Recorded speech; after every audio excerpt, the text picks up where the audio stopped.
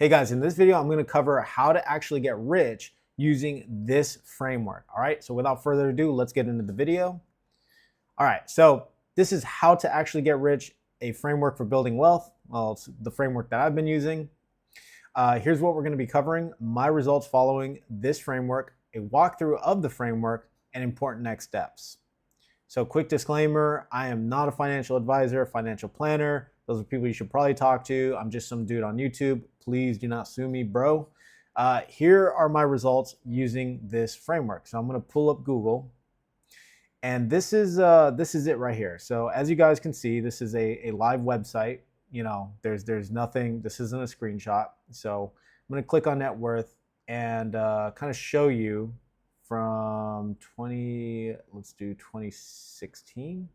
Yeah, 2016 all the way to current day, July 5th, right? So this is personal capital, but it's been rebranded to something called Empower. But you can Google it. I'll put a link down below in the description for you guys if you want to sign up for it.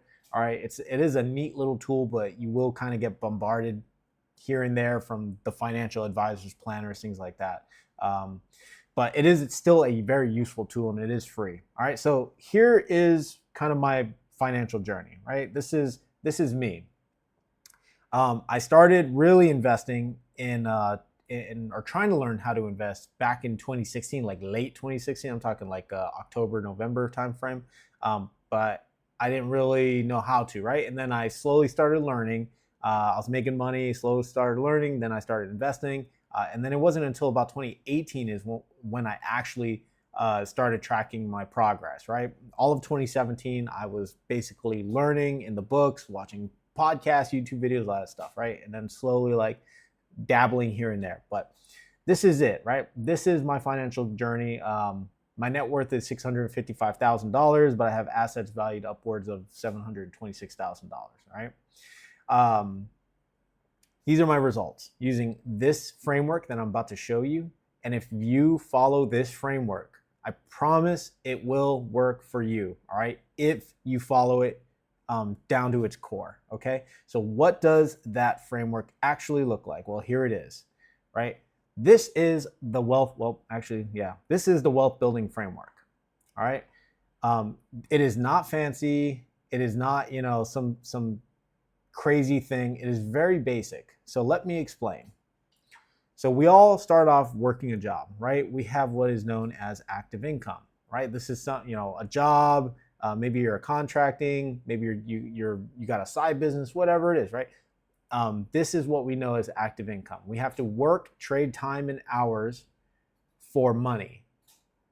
All right. What we're left with, or what we're given at the end of every week, or at the end of every 2 weeks, or whenever you complete a job, if you're mowing lawns, what we're given is cash flow, right? This is the paycheck. Now, this is where people make mistakes, right? And this is where I'm going to show you how to kind of accelerate your learning, or this is how I'm going to show you, or basically help you accelerate your learning is what I meant. But this is what most people will do, right? They'll have two options. They'll either spend it, right? They'll spend it on expenses, going out, eating, buying new stuff, buying new technology, buying new crap, buying new gadgets, buying new things, right? They'll just be buying a bunch of stuff, right? Or paying off bills, right? They got to pay water, electricity, Wi-Fi, internet, rent, car notes, things like that. That's what they'll be spending their money on, right? Or they go out and buy luxuries or a bunch of bullshit, right? Other people will do spend, and then they'll do save, right? And save is basically putting money into a bank, and just keeping it there. Maybe it's a savings account, so you're earning a little bit of interest there. Maybe it's a high yield savings account, so you're earning between 2 and 5% interest on your money. Or some people will just keep it in a sock under the bed. All right, but these are typically the two things that most people will do, right? It's this one, invest, where the magic happens. And this is really where you start building your wealth, is when you start investing. Because this piece is so key, because what you start to realize is that you don't have to trade time for money, and your money starts working for you. This is why this piece is so critical to building wealth, right? So you get paid, and you start, you spend it, you save it, or you invest it, right? My general rule of thumb for most new people, if you're going to start investing, when you get paid, say you get paid $500, take $50, 10% of that paycheck, if you can manage it, right? If you could do more, great. If you could do a little less, if you have to do a little less, try to find some ways to cut out other expenses, right? But put the money into your investments, right? Enterprise yourself. All right, so we start investing. Then we move down, and we usually have two options, right? We have the passive investments. So we have the passive investments. I apologize if you guys, I got to move this around because I know my screen is like covering this, but we'll cover active investments. So we have active investments, active management, right? Mostly that's people who are trading stocks. Maybe they go out and buy real estate, or they start a business or buy a business or start a side hustle. So active investments require active management. That means it's you there, right? You're trading time for money. This is still it. It's an investment, yes, but it still requires you to be there and be present and be physical, and overlooking things, right? It's requiring your attention. So this is active management. Trading stocks, technical analysis, looking at bar charts, or bar graphs rather, due diligence on the stock, looking at the news, reading articles. Like this is what you're doing, right? And then you're getting into the stock, and then you got to sell it, right? You got to be in and out, or you're going to swing trade it, or whatever have you, right? But you still need to be active in this, right? You're going to have to click buttons. Real estate, I don't care who you are. If you want to get into real estate is an active investment, right? Active management. I don't think I've ever heard any real estate investor ever say it was anything but passive, right? If you invest in real estate, it will take your time, right? Even if you have a property manager, it will still take your time, right? Because property managers cost money. You still got to interact with them. You still got to answer their emails. And tenants, sometimes they break things, and you got to go pay for it. So you also have the business and the side hustle, and this is kind of where, you start a business. Maybe it's drop shipping or fulfillment by Amazon, or maybe you're selling art or doing something on Etsy, or, whatever it is, right? It's a side hustle. It's a business, right? You're still getting some type of income from that. Maybe you're going to go mow lawns, paint houses. I don't know, right? But it requires your time and attention.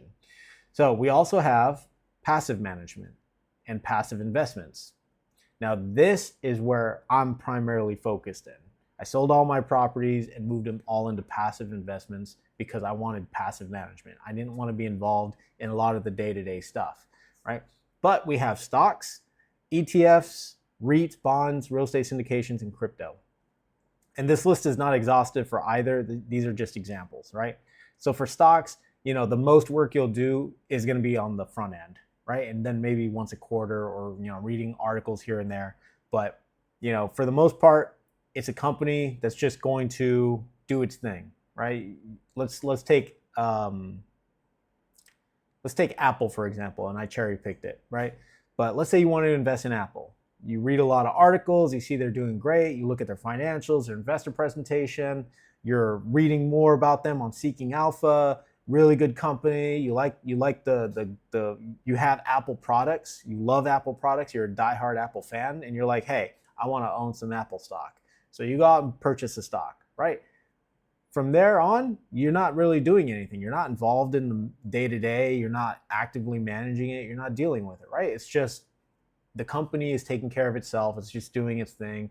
Yes, you'll have some short-term volatility, which is, the stock going up and down, but maybe over the long run, it'll just keep going up, right? Who knows? But that is it. You don't really have to do anything outside of that. Maybe you read the investor presentation once a quarter, or read about the quarterly updates, but that's pretty much it. ETF investing, which is kind of my favorite type of investing, is you're buying, instead of buying like Apple, you're buying a basket of stocks, right? So it could be a basket of Apple, Nvidia, Tesla, Google, Meta, Netflix. You're buying all these companies, right? And the beauty of ETF investing is when you buy the one ETF, it comes with, either 100 or 500 different companies. So you don't have to pick and choose, or try to find the winners or even worry about the losers. The ETF will self-cleanse. It'll just get rid of the losers, replace it with a new company. And it's completely, there's nothing you do. You just buy it, you put money in it, you continue to put money in it, and you just leave it there, right? And it just grows over time. You're banking on the capital appreciation. Now, not all ETFs are built the same. Not all ETFs are equal, but this is just an example. Two very popular ETFs that you could consider for your portfolio that I would honestly recommend is the Vanguard S&P 500 Index Fund, VOO. It is a ETF. Another one you could consider is the Vanguard Technology Fund, VGT, or QQQ, which tracks the NASDAQ 100. All right, again, the NASDAQ 100 is similar to the S&P 500 in that it's an index. All right, so you also have REITs, real estate investment trusts. These are companies that go buy income producing assets like real estate. You have bonds, you have real estate syndications, and crypto. All right, so these are pretty much passive types of investments. You put your money in, you do your due diligence, you read about it, you research it, and then you put your money in and you kind of just let it go and do its thing, right? But to drive it all home, two things happen. Well, not two things, but a couple things happen.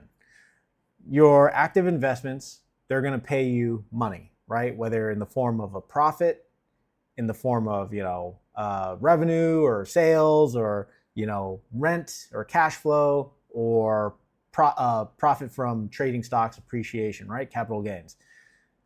For passive investments, you're also going to get something. You're going to get dividends, cash distributions, capital appreciation. You're going to get, maybe you sell out of a crypto, right? So you're going to have all that profit. So you're left with a return.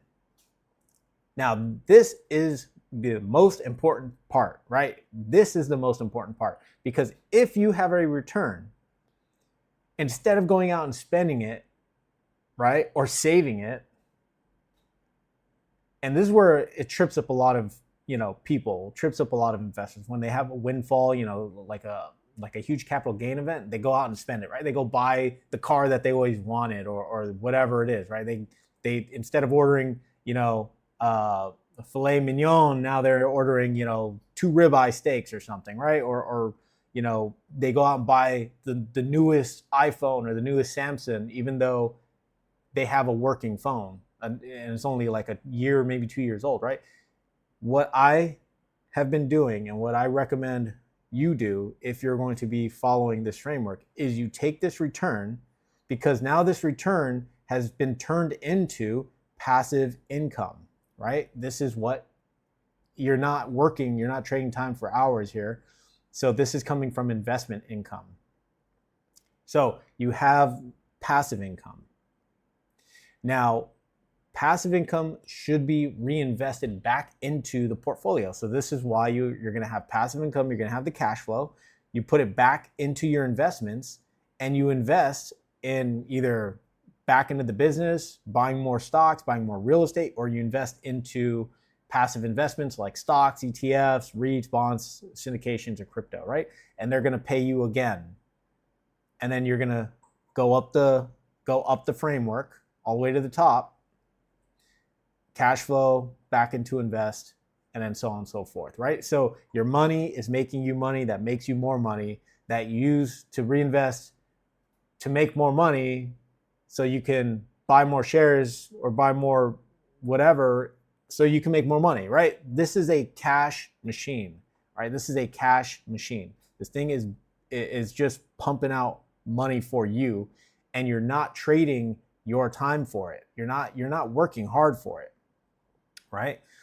So this is the wealth building framework. And this is pretty much what I followed for the last couple of years.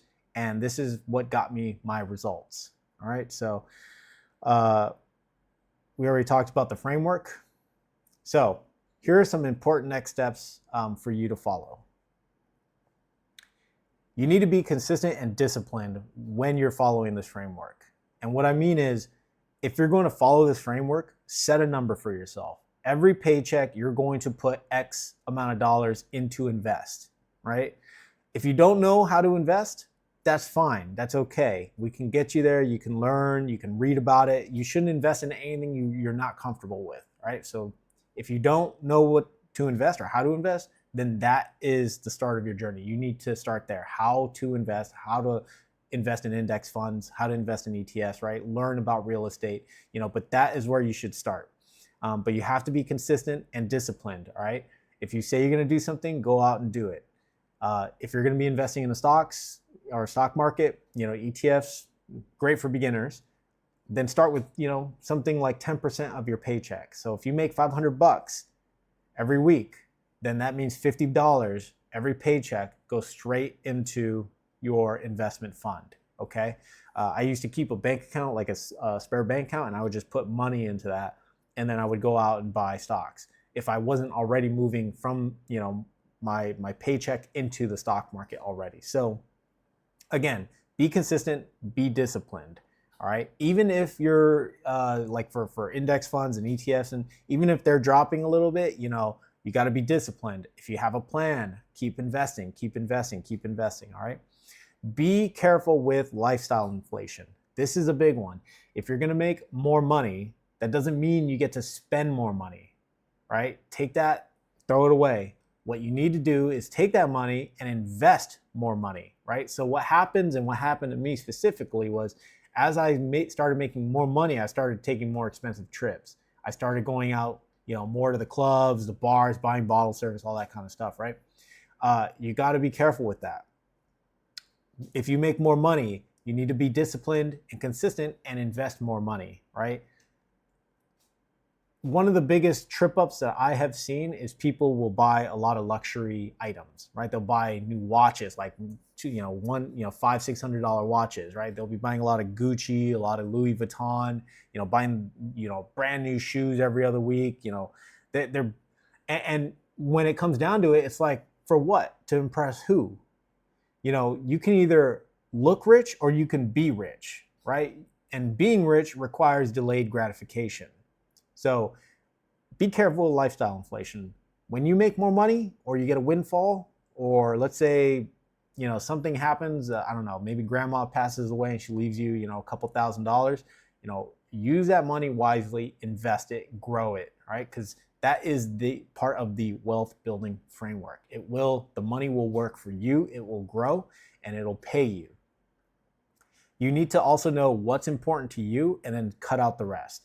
So in the very beginning, when I started this, I thought what was important to me was, looking rich, looking wealthy, looking this and that, right? And portraying this type of lifestyle. Over time, I learned that was all a mistake, because nobody cares. For one, I'm trying to impress people who really aren't even around anymore, right? So those were some things that I learned. I learned that some of the most important things to me was like my health, right? Being able to go to the gym, being able to spend time with people I care about, being able to help others, being able to, do work on hobbies. This video is a hobby. This video is a passion of mine. I like, and this doesn't cost almost nothing, right? This doesn't really cost a lot, so I found out that I like doing these things better, and I started cutting out the rest. Another example to kind of bring it down a bit is, do you need 20 subscriptions to Netflix, Hulu, YouTube, and all this other stuff, right? Do you really need all those, or can you get by with maybe one or two, right? And cut out the rest. This will help you drive some of those expenses down, right? So, why, do you have, like, gaming? A lot of people will have Xbox Live, PS5, whatever that network is, with the PS network. They'll have, other gaming subscriptions and stuff like that, but they only play like one game, right? And maybe it's once a week. So is that really worth it? You know, so again, you have to know what's important to you and then cut out the rest, right? And I recommend you sit down and you start writing stuff in a you know, just a simple book, right? A simple notepad. Just start writing stuff down. What's important to you, and then try to find ways to eliminate the things that you don't even need.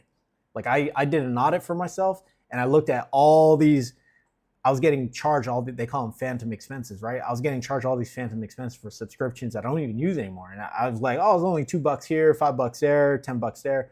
But when you really add it all up, that could be probably hundreds or thousands of dollars, right? A year. So I went through and cut out a bunch of stuff. So you need to know what is important to you, what's actually important to you. All right. More important, start today. Take action today. All right. If you don't know how to invest in real estate, go out and learn how to invest in real estate. Go buy a book. All right. If you don't know how to invest in ETFs or invest in the stock market, go learn. Go pick up a book, watch some YouTube videos, start today, right? That is the most important thing you do. You can start today. And you want to track your progress. All right. As you guys saw, I have Empower now, or I don't know what they call that tool, but I can put a link down below in the description. It used to be known as Personal Capital. But you need to track your progress. You need to know if you're doing good, doing bad, or you know, somewhere in the middle. What I used to do was every time I got paid, I would look at how much I got paid, how much my expenses were, and then how much I invested, right? I had 3 data points. I just did that consistently every paycheck, how much I got paid, how much I had to spend for expenses, right? And how much I invested. When I started to see that the expenses were more than the investments, then that was, you know, something in my head that clicked that, hey, you need to be focusing on lowering your expenses. Stop going out, stop eating out, stop buying all this crap, stop eating sushi 5 times a week, right? You need to stop all that. So I did. And then I started to see my investments actually go increase. You know, I saw that I was putting more money to work in investments, right? So you want to track your progress some way, somehow. All right. Finally, if you don't know any of that stuff, that's fine. If you don't know how to invest, I'm building a free community. It's available to new investors or seasoned investors or anyone in between, right? I have a investing masterclass in the community, and it goes over how to build a portfolio from start to scratch, or from soup to nuts, you know, from scratch to whatever. Yeah, you get what I'm trying to say, right? Basically, it's going to show you, it's going to tell you a lot of like the history. It's going to give you a lot of data. It's going to give you a lot of actionable items.